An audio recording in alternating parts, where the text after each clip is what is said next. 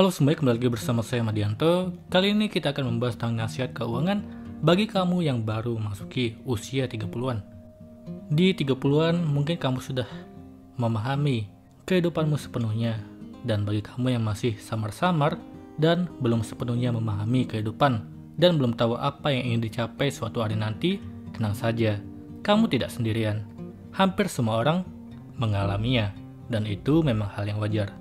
Walau belum tahu hal spesifik yang diinginkan, tapi memiliki keuangan yang aman di masa depan pastinya menjadi salah satu cita-cita besarmu. Untuk mewujudkan hal ini, beberapa nasihat keuangan berikut bisa memandu kamu demi meraih kebebasan finansial di masa mendatang. Yang pertama, mulai dengan merencanakan tujuan keuangan. Memiliki tujuan menjadi hal penting dalam semua perencanaan. Tanpa tujuan yang jelas, kita tak punya arah untuk melangkah dan bisa-bisa tersesat di tengah jalan. Karenanya, demi meraih finansial yang aman, kamu harus mulai memikirkan tujuan keuangan apa yang ingin dicapai di masa depan. Tak perlu terlalu spesifik, kalau masih belum ada bayangan, kamu bisa menetapkan tujuan secara garis besar. Tujuan juga bisa terbagi menjadi tujuan jangka pendek dan jangka panjang. Kedua, mulai menyisihkan uang untuk dana darurat. Dana darurat sangat penting dan harus dimiliki agar menjadi penyelamat di situasi genting. Jumlah dana darurat idealnya mencapai minimal 6 kali pengeluaran bulanan. Kamu bisa mengalokasikannya setidaknya 10 hingga 20% pendapatan setiap bulan untuk pos dana darurat. Hal penting yang perlu diperhatikan adalah tempat menyimpan dana darurat, karena akan digunakan saat genting. Dana darurat harus bisa dicairkan dengan mudah dan cepat, tapi jangan sampai ini membuatmu tergoda untuk menggunakannya. Simpan dana darurat di rekening tabungan khusus. Ketiga, hindari berutang untuk hal-hal konsumtif. Seringkali kita diracuni oleh gaya hidup glamor yang mengharuskan kita memiliki barang A, B, C, hingga Z yang tak ada habisnya. Memenuhi gaya hidup seperti ini tentunya membutuhkan uang yang tak sedikit. Sayangnya, tak sedikit orang rela berutang karena tuntutan ini. Padahal apa yang dibeli bukan termasuk kebutuhan dasar dan hanya memberi kepuasan sesaat. Di masa mendatang, perilaku ini jelas merugikan. Keempat, menyusun rencana anggaran. Usia 20 hingga 30-an adalah momen ideal untuk memulai kebiasaan keuangan yang sehat. Ini yang kemudian menjadi kunci kondisi finansial yang matang dan aman di masa mendatang. Kamu bisa mulai dengan langkah kecil, yaitu menyusun rencana anggaran dalam sebulan. Coba urutkan daftar kebutuhanmu berdasarkan skala prioritas. Selanjutnya tentukan berapa banyak presentasi yang perlu dialokasikan.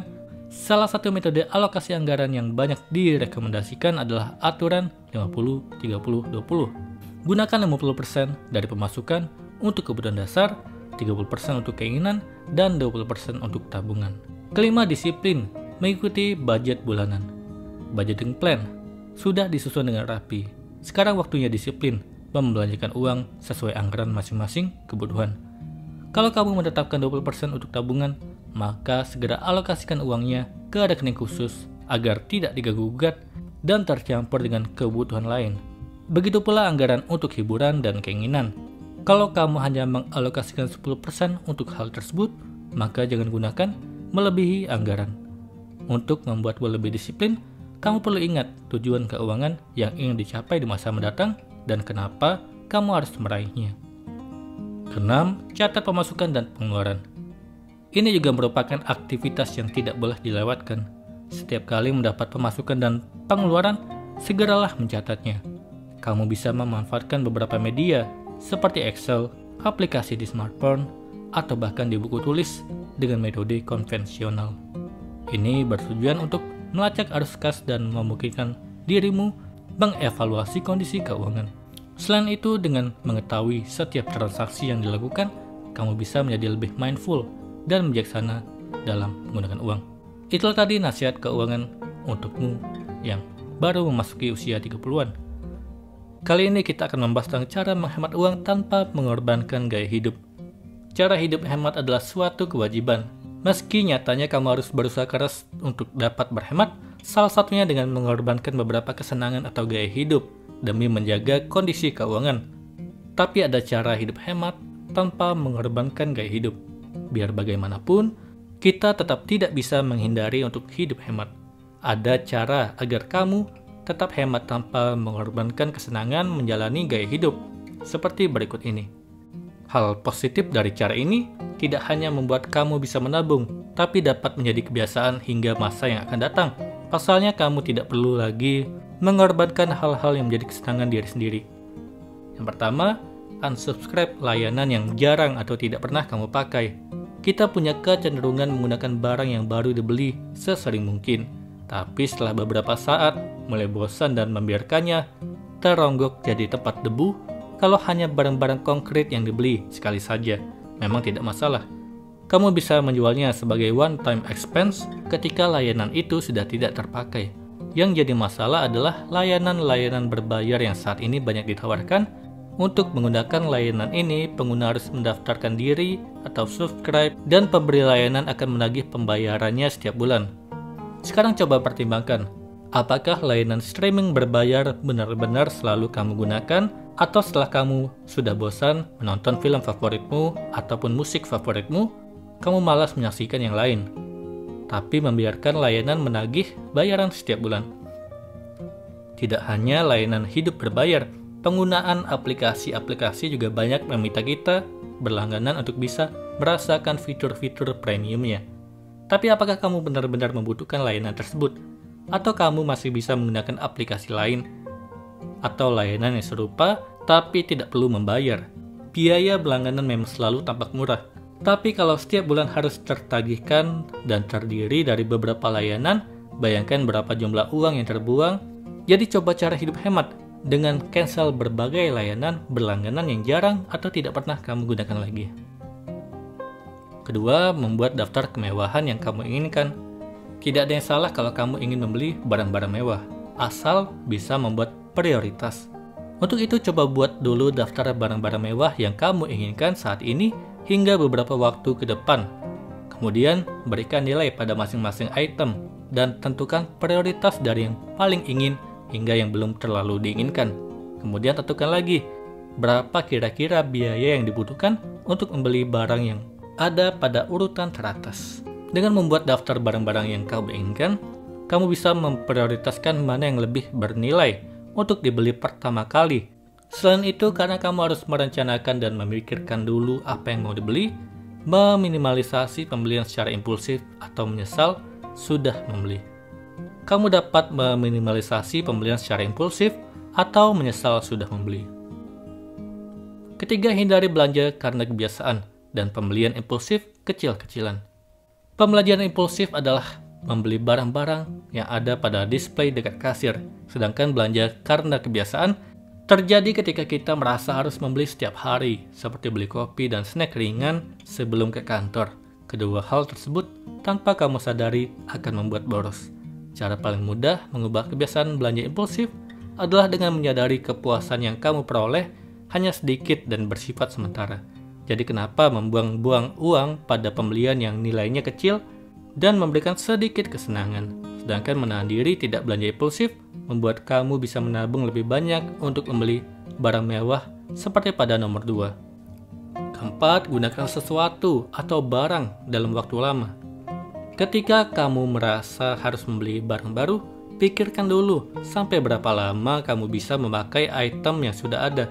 Apakah kamu benar-benar harus membeli laptop baru atau masih bisa menggunakannya hingga beberapa bulan ke depan?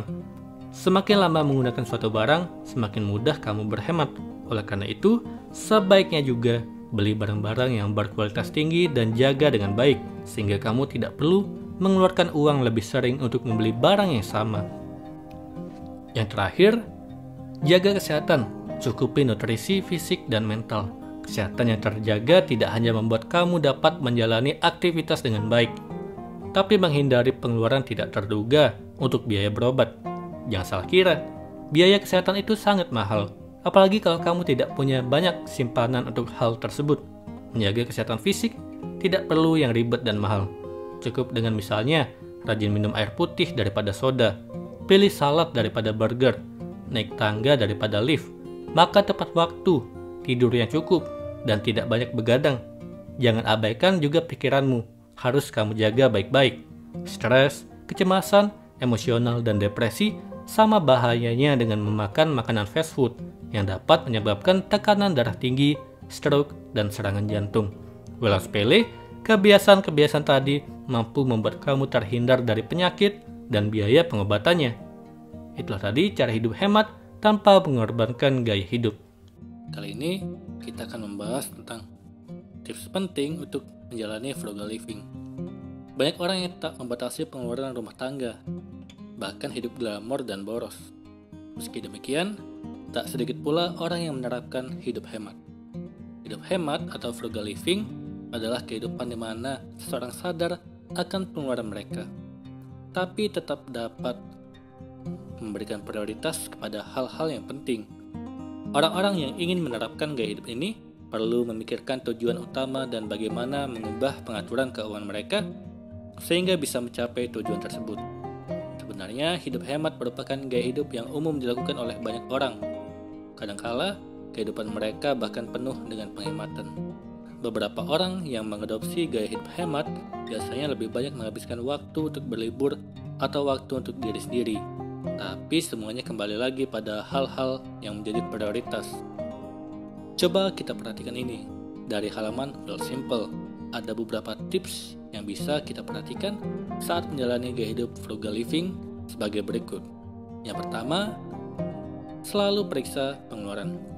Sebelum kamu memutuskan untuk menjalani gaya hidup hemat atau frugal, kamu perlu tahu kemana perginya uangmu selama ini. Dengan demikian, kamu bisa memutuskan kemana uang harus disalurkan. Kamu bisa menggunakan metode penganggaran, misalnya menggunakan aplikasi, jurnal, atau spreadsheet. Setelah menemukan media yang tepat, kamu bisa melacak pengeluaran dan berbagai transaksi. Setelah 1 bulan, lihat dan perhatikan pengeluaran kamu. Kebanyakan orang mungkin akan terkejut dengan biaya pengeluaran makan siang atau hari libur mereka.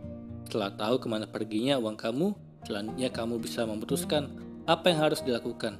Kalau biaya paling besar keluar untuk makan siang di kantor, mulai besok kamu bisa membawa bekal sendiri dari rumah.